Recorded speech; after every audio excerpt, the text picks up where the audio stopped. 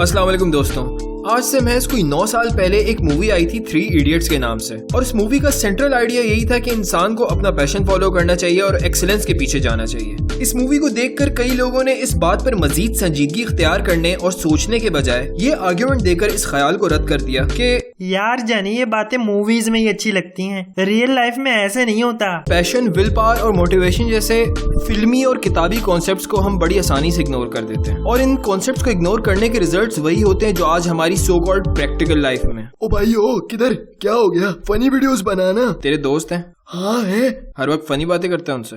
नहीं भाई, हर टाइप की बात करते हैं। इधर बैठ। क्या? बैठ तो सही। हाँ बोल। तू ना मेरा दोस्त है और ये सब भी मेरे दोस्त हैं। अब बता, सिर्फ फनी बातें करें?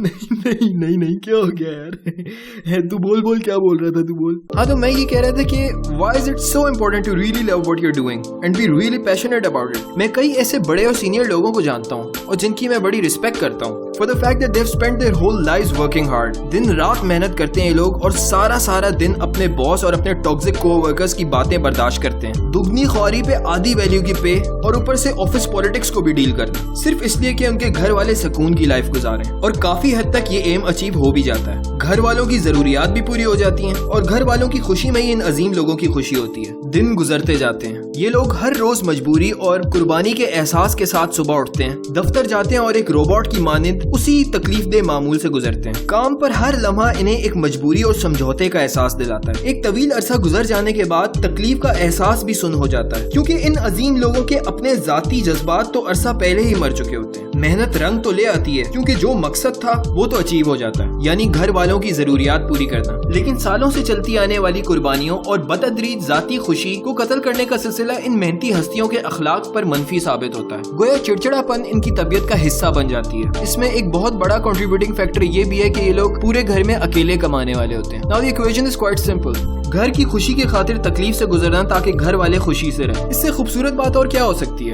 I really salute such people, जिनमें मोस्टली हमारे पेरेंट्स होते हैं। लेकिन सैक्रिफाइस की इस इक्वेशन में एक बहुत इंपॉर्टेंट फैक्टर है जिसे हम भूल जाते हैं। वो ये कि वी सबकॉन्शियसली अज्यूम कि घर वालों की खुशी से हमें खुशी मिलेगी, इग्नोरिंग द फैक्ट कि हमारी अपनी खुशी in the first place was the cost itself. The moment we decide कि हम किसी जॉब पे कॉम्प्रोमाइज करेंगे जो स्टेबिलिटी वाइज सेफ तो है पर अजियतनाक भी, ताकि हमारी फैमिली की जरूरियात पूरी हो जिससे हमें खुशी मिलेगी, तो हम ये भूल जाते हैं कि इस सौदे में हमारी खुशी इटसेल्फ वाज द कॉस्ट जो हम फैमिली नीड्स के लिए पे कर रहे होते हैं। यार कहना क्या चाहते हो? अपनी अयाशी के लिए घर को दाव पे लगा दें? ऐसा मैं कुछ भी नहीं कह रहा। इन शॉर्ट मैं ये कह रहा हूँ कि जब आप कोई प्रोफेशन चूज करते हो, कोई ऐसा काम करते हो जिससे आपको सही मायने में प्यार है, फिर चाहे कितनी ही सिचुएशन टफ क्यों ना हो जाए, you still love doing your job. फिर नेचर और बॉडी की लिमिटेशंस महज एक ख्याल रह जाती हैं। फिर आप महज पेट पालने के लिए हर सुबह नहीं उठते, बल्कि किसी कारनामे और अचीवमेंट का जज्बा आपको उठाता है। फिर आपकी खुशी एक तकलीफ दे मेहनत के रिजल्ट में नहीं होती, बल्कि मेहनत और उस काम के प्रोसेस में होती है। और जब आप खुश होकर पूरे जुनून के साथ किसी काम को मेहनत से करते हो, तो फिर वो एक्सीलेंस अचीव होती है जो ना सिर्फ आपका और आपके घर वालों का पेट पालती है, बल्कि इस दुनिया और दुनिया के लोगों की लाइफ में वो वैल्यू ऐड करती है जो आपके मरने के बाद भी जिंदा रहती है। इसी को तो लेगेसी कहते हैं।